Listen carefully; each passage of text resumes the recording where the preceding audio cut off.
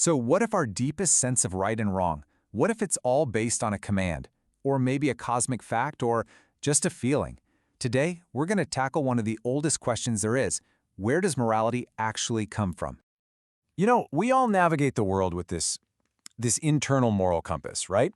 We just feel that kindness is good and cruelty is bad. But have you ever stopped to think about what makes them so? What's the source code behind it all?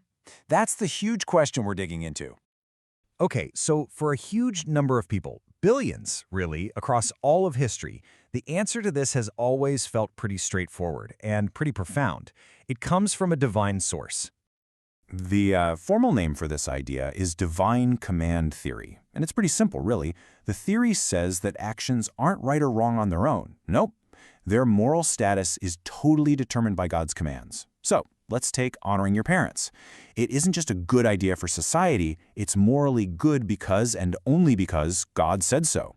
And you can see the appeal, right? It gives you a solid, absolute foundation for morality.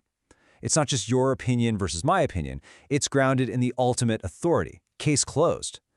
But, and this is a huge but, this simple solution opens up a massive philosophical puzzle that people have been wrestling with for thousands of years. And believe me, this isn't some newfangled problem. To really get it, we've got to travel back in time. We're talking over 2,000 years ago to ancient Greece, to a puzzle from the man himself, Plato. So in one of his famous dialogues, a little thing called the Euthyphro, Plato lays out a dilemma. And it's so powerful, so tricky, that philosophers are still arguing about it today. It gets right to the heart of the relationship between God and what it means to be good. Okay, so here's the first part of the puzzle. Is something wrong just because God says it is? Think about that for a second. If that's true, it means that if God hadn't forbidden, say, stealing, it wouldn't be wrong.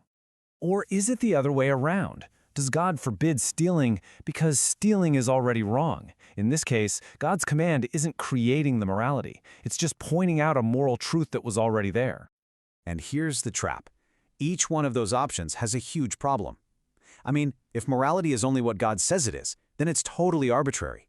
God could have commanded us to be cruel, and poof, cruelty would be good.